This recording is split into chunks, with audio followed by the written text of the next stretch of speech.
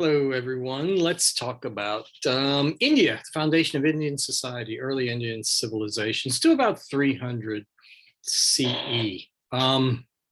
It's a fascinating civilization. Indian civilization is incredibly complicated.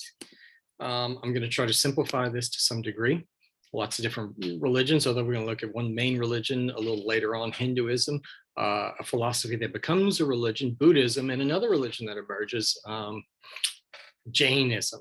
Some of you may not be familiar with that, but it's a really interesting society, Indian society. The food is super awesome. Indian food is amazing. And when we talk about Indian, we're talking about South Asia. These are some of the countries that make up South Asia. You can see India being the main country, but we're also talking about Pakistan as well. Pakistan is where we'll see the earliest of these sort of Indian civilizations along the Indus River. That's where it gets that name, the Indus River. The Indus and the Ganges are two most important regions. By the way, just north of Pakistan is Afghanistan. You may have heard of that in the news lately. Nepal, Mount Everest is there. Bangladesh over here as well. Sri Lanka down at the bottom as well. India is a great tea producing region, and so is Sri Lanka, by the way, and Nepal. Good tea there.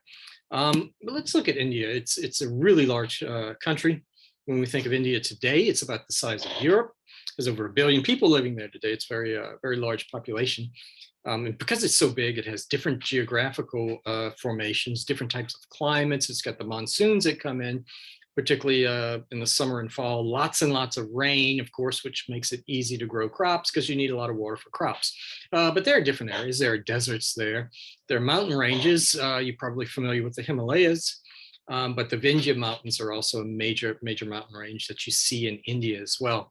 As I mentioned earlier, the two main rivers are the Indus and the Ganges. Indus River is where the earliest Indian civilization emerges.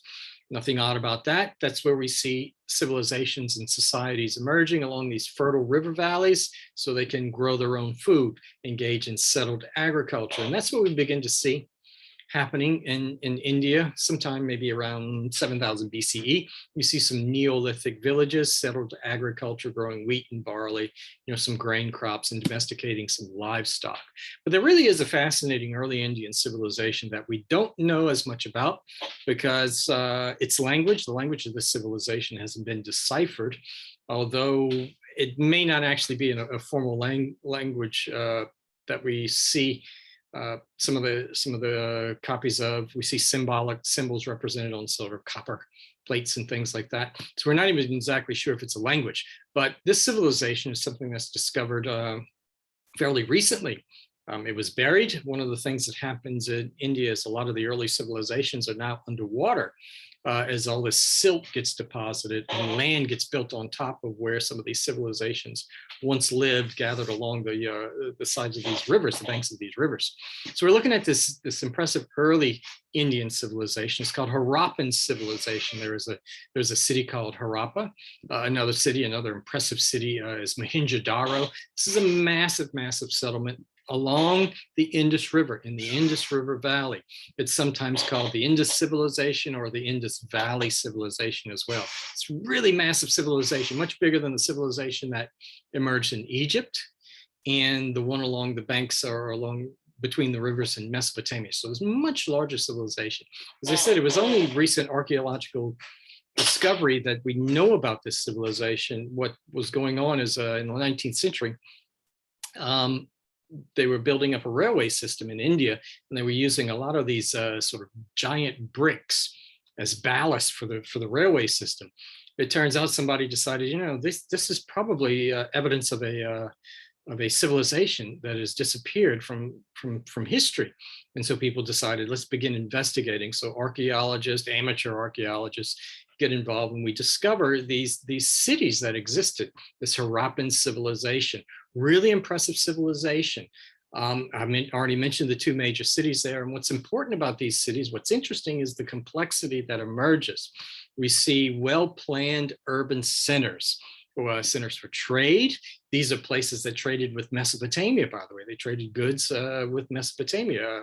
Indus Valley ships were in Mesopotamian ports, and vice versa. So it was a very complex civilization. The housing, multi-story dwellings, using bricks, to support multi-stories.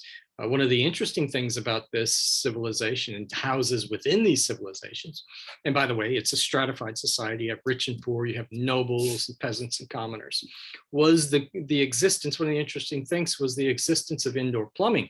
There's essentially a bathroom in a number of these houses, with an opening to an underground sort of sewer system, drainage system to collect human waste. And I mean collect human waste because it would be collected at some point and used for fertilizer. This is the ancient world. We have chemical fertilizers today. So it's a really sophisticated civilization. You know, some of the streets in Mohenjo-Daro would intersect on a 90-degree angle. So there's a lot of there was a lot of urban planning that went into developing this city, and that's what makes these things pretty impressive. But you know, it disappears from history. It comes to an end. We're not exactly sure why. What happened? Again, we haven't deciphered the writing, and we think just there may just be a collection of symbols that they use, some graffiti perhaps. We're not sure whether it was actually an official system of writing or a formal system of writing, but it disappears. It could have been maybe disease, typhus, cholera, could have had climate change. Maybe there's some evidence that there was a long period of droughts that can affect the growing season. So whatever happened, maybe it was invaded, whatever happened, people sort of fled these urban areas and moved into rural areas. Village life returned, and that civilization sort of disappeared until the modern age. One of the interesting things, India today, modern India today is known for cloth production and cotton cloth, particularly hand sewn cloth. It was actually the Harappan civilization that was the first to manufacture cotton cloth. So that's pretty impressive about that civilization. You can see, here's the Indus River, Mohenjo-Daro. Some 300 or so miles away is Harappa. These civilizations, is a pretty large civilization moving into Pakistan and parts of India. Here's the Vindhya Mountains, Himalayas, I already talked about.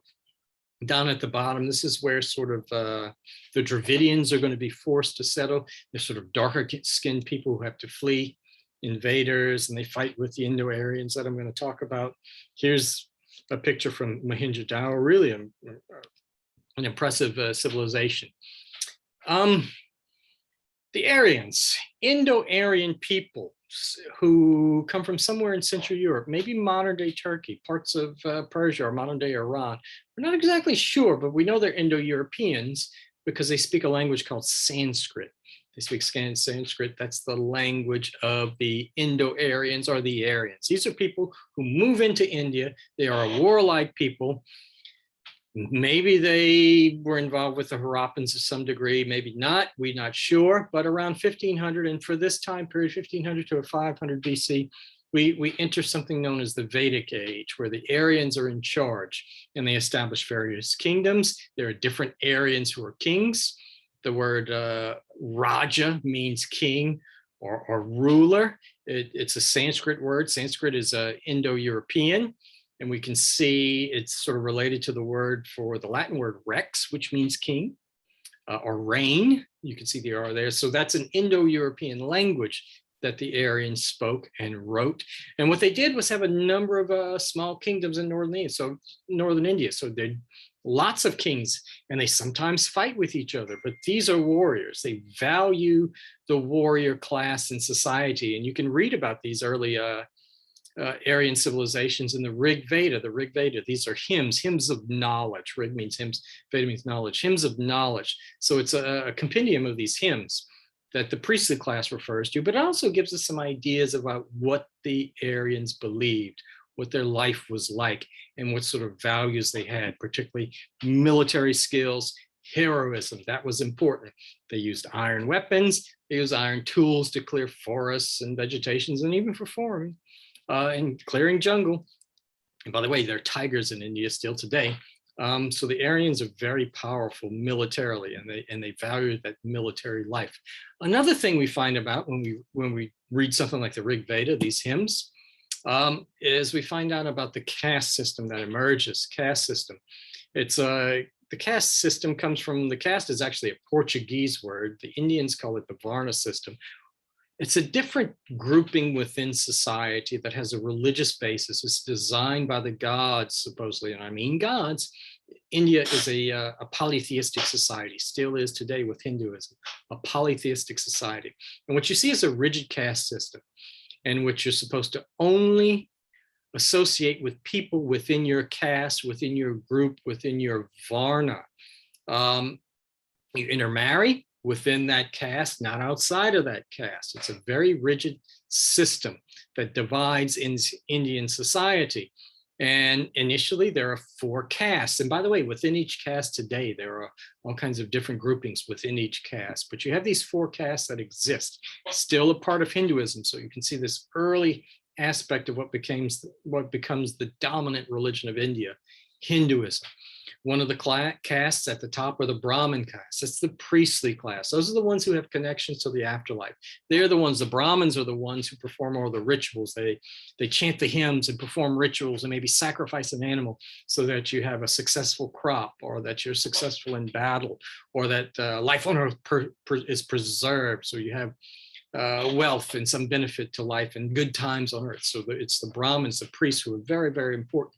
Another group particularly highly valued by Aryans are the Kshatriya class, the warriors and government officials, the Kshatriya class. The other group are the businessmen, Vaishya, who are not highly respected at that time. Vaishya class, the businessmen, the merchants. And another group, finally, the lowest of these groups initially would be the Shudras, the peasants, the ordinary laborers and peasants. Now, there's going to be another caste that comes along by people who get kicked out of some of these castes because of their behavior or their deeds, their thoughts, and also people who are just exist outside of the caste system. And they're called outcasts. They don't belong to any class. They're also called untouchables. You're not supposed to have any contact. You're not supposed to touch them, for instance, any contact with outcasts or untouchables. They are impure, and they do the worst kind of labor, like working with dead animals. Today, you see members of the outcast class who actually clean out sewers, stick them in sewers, they clean them out. Pretty dirty work within society. So it's a rigid kind of discriminatory system that emerges in this Aryan Vedic age. And it also allows sort of Aryan rulers to dominate their populations, because it's religiously based and you are part of this group and you have certain obligations to perform as part of this group. Now, within this system is a priestly class, and the initial religion is often referred to as Brahmanism, that later sort of develops into Hinduism. You can read about some of this in a great work called the Upanishads, one of the early religious writings of Hinduism. And what's essential in Brahmanism is this whole notion of birth, life, death, and rebirth, called samsara. That is, reincarnation is very much an important part of this life, that the soul is reincarnated. And whether the soul and the goal, this is an endless cycle. It's ongoing, it's forever lasting. And the goal is to keep the soul in heaven and to get out of this endless cycle of rebirth.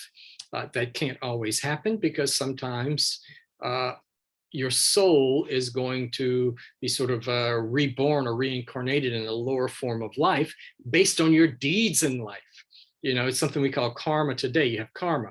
Karma is sort of the sum total of all the good and bad things you do in life. And if you do too many bad things, well, the soul is going to be reborn in a lower caste or a lower form of life. And the Brahmins are the priests who run all of this. They're very important. The kings associate with the priestly class. It gives them power. This system of stratification, the Varna system, the caste system, makes sure that, or allows them to control elements within the society, because society functions this way according to religious beliefs. And the Brahmins themselves, they're the ones, and they become quite wealthy. They get lots of donations. They charge fees, so to speak, for some of their rituals that they perform to make sure the crops grow properly. So they're very powerful. So the kings and the Brahmins form an alliance to maintain power within society. And it's the Brahmins who understand the sort of world of the gods and goddesses. They're the ones who can get in touch with these celestial figures to make sure that there is order in the universe. So they're very important. Now, what's going to happen with some of this is particularly the lower classes, merchants in particular, aren't all that satisfied with this caste system. They're not respected. They're stuck in a lower caste, particularly the outcasts, particularly the commoners. And so what you begin to see are new ideas, new beliefs, some philosophies, some religions that emerge to sort of break away from this caste system.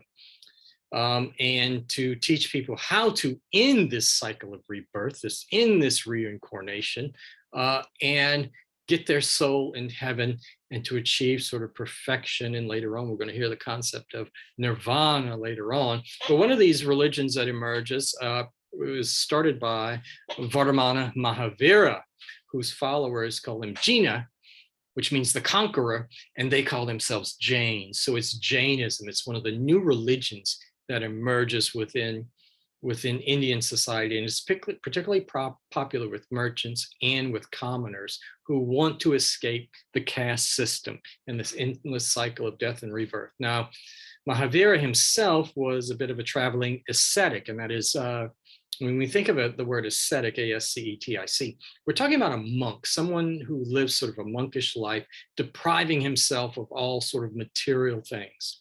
And so people admire the sort of sacrifice and self-discipline that Jains practice. What Jains believe is that all living things have a soul.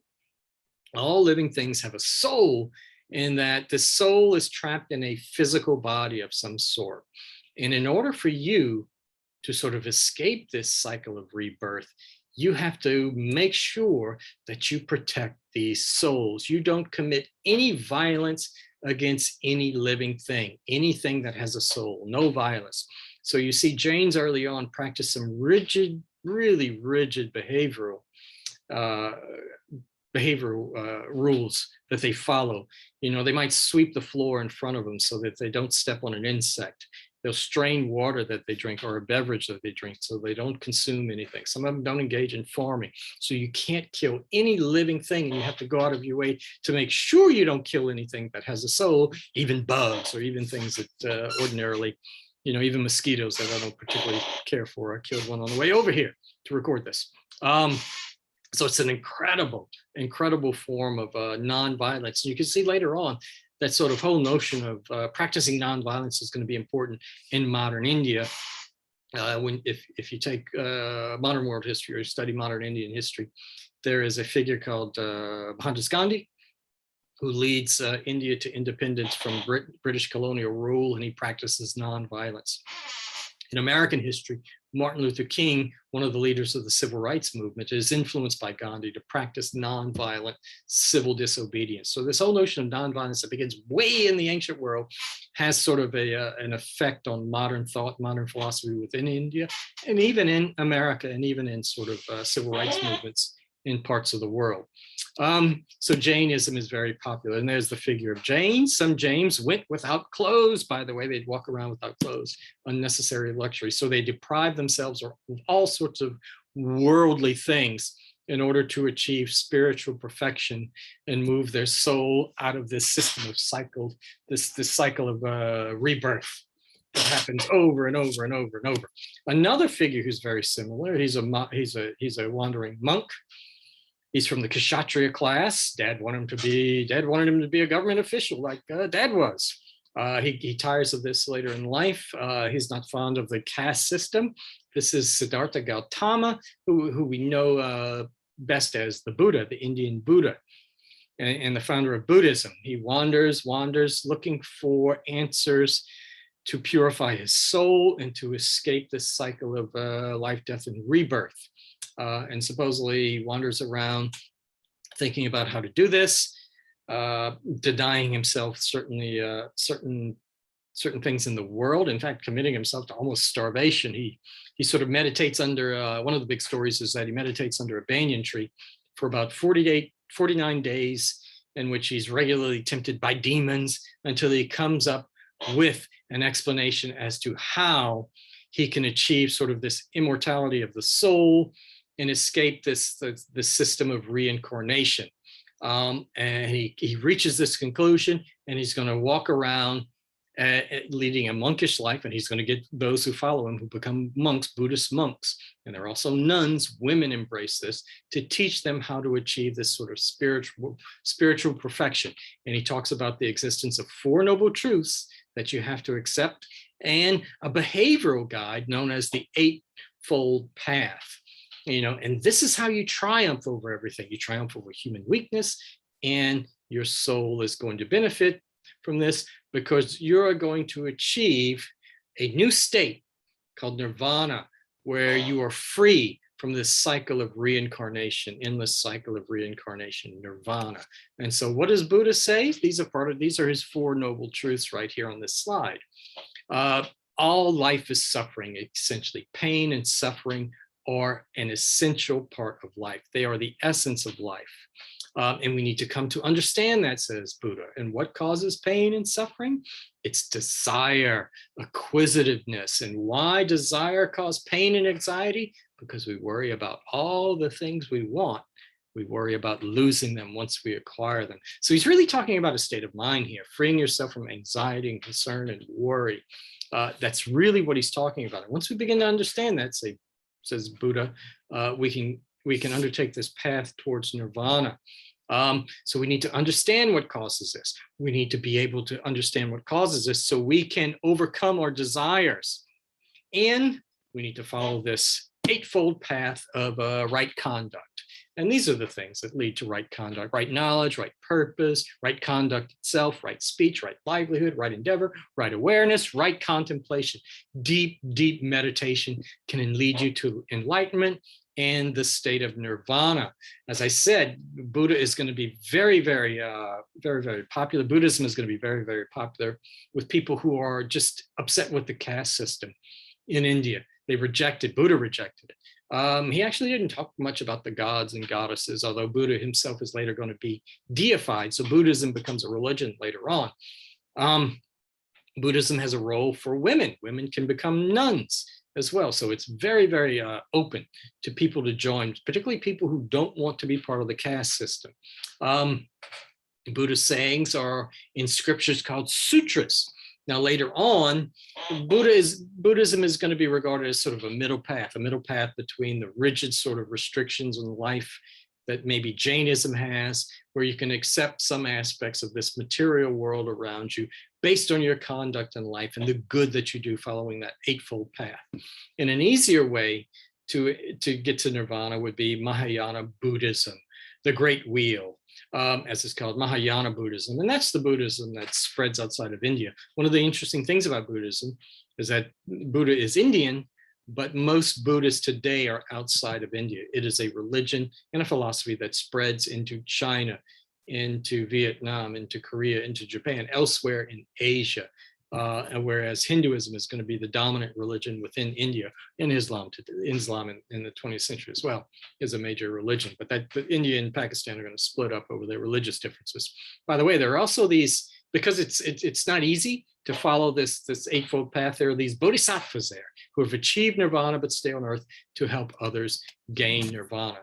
Now, Brahmanism itself is going to respond to this, and this is how we see the religion of Hinduism emerged, Brahmanism. And so they come up with new religious texts. They hold the Vedas in sacred status. They reaffirm the importance of the caste system. They come up with a great epic. That's one thing these ancient peoples in the ancient worlds come up with, are great epics. The Mahabharata and the Bhagavad Gita, part of that, which teaches Hindus how to deal with ethical problems and how to live in the world around them and remain a part of the caste they belong to. So the Bhagavad Gita is a very, very important book for Hindus. It's a story of a warrior, Arjuna, who is in conversation with the god Krishna, who advises Arjuna on a number of different things. But the essential essence of this is that Krishna is saying that all people within this caste system have a duty and function in life that they have to follow. And the duty is different for people. Obligations are different depending on the caste you belong to. But for the benefit of the world, you are supposed to act upon the obligations that your caste requires. And there you can see Vishnu right there. Here's another image of Vishnu. I like all the colors there with the flowers. Another god, as I said, it's a polytheistic religion. Here's the Ganesha, the god of success, Ganesha. Now to some political history. What's going on? We got sort of religious history there with Hinduism, Buddhism, Jainism, Brahmanism early on. Brahmanism developed into Hinduism. Let's talk about some of the things that are going on politically in India. Well, the Indo-Aryans came in, and they were around for a while, but India is going to be conquered by outsiders. First, the Persians come in under Darius. Later on, the Greeks and Macedonians come in when Alexander the Great conquers part of India, puts one of his, he leaves, his troops mutiny, and tries to leave Seleucus in charge. But this opens up India to a greater area where they embrace new ideas, new aspects of economic aspects. They mint coins, for instance. They establish new trading networks. But it also causes some Indians to desire unification under an Indian ruler. And that's going to happen under a prince by the name of Chandragupta Maurya, who's going to establish the Mauryan dynasty or the Mauryan Empire. It's a massive, massive empire, larger than anything that appeared in India at that time. He was from the Ganges River Valley. He had a small but powerful military that he used to conquer his neighbors, but also seek alliances with his neighbors. And that's how he establishes his rule over India and establishes his empire. And then he maintains his empire by following sort of Persian administrative practices, dividing India into various provinces, putting family members in charge when he can, building up an effective trade and communication networks, that is, building up nice roads, for instance, to stay in communication with parts of his empire. And of course, building up a massive army. He supposedly has about 700,000 troops within his army, within his military, thousands of charioteers. He's got hundreds of elephants. Elephants were used in warfare in the ancient world, or parts of the ancient world. We'll talk about them later with the Romans. So here you can see the Mauryan Empire established by Chandragupta. Put his family in charge of various places. You want to rely on your family. It's a dynasty. His son's going to replace him. That doesn't work out well. What happens is, as we know, sometimes family just doesn't get along, in particular when you have an opportunity to become ruler and the oldest son inherits the throne and you might want to be king. So what happens is one of these successors to Chandragupta is a guy by the name of Ashoka. He's actually his grandson, who overthrows his brother to seize the throne of India, and then goes on violent wars of conquest in India to establish his rule. We think estimates are over 100,000 people die during these wars of conquest by Ashoka. And he has a sort of change of heart about the use of violence in warfare. He becomes sort of disgusted with some of his behavior. And he comes to the conclusion that war only causes suffering. So one of the things he does is try to avoid war in the future, and he embraces Buddhism. He becomes a Buddhist. He builds shrines to Buddhism called stupas. They're all over the place. Those are Buddhist shrines all over India. He promotes the spread of Buddhism. He promotes the spread of Buddhism outside of India. So one of the things he wants to do is change the way he rules by banning violence and ruling in a more benevolent way by promoting Buddhism within society. You remember that right conduct is very, very much important. Now, he respects other religions, but he embraces and tries to spread Buddhism. Now, one of the things that happens when you have such a large empire like this, it's very hard to administer. It's expensive. Although Ashoka he's still one of the most admired rulers because of his embrace of Buddhism within Indian society today, his successors don't have his talents and skills, and it's just too difficult to rule such a large empire. So what's going to happen is the Mauryan dynasty is going to come to an end. India is going to become fragmented. It's also other rulers come in as well and take over parts of India. And essentially, this sort of unification that occurred under the Mauryans is going to disappear. And for centuries, you're not going to have unification of Italy under a single Indian ruler. There are some interesting things that happen at this time period. One of them is a law code that emerges, just like we talked about the Code of Hammurabi. You have a Code of Manu to write down the legal system with India. Now, why does India survive and its civilization survive for so long without any political unity? We think it's probably the unity that Hinduism provides. Even though Ashoka tried to promote the spread of Buddhism, Hinduism remains the dominant belief system and the dominant religion in India. You know, India is a very diverse region. We think it's the role of Hinduism that unites them culturally, that maintains sort of cultural unity of the Indian peoples. And we'll stop right there.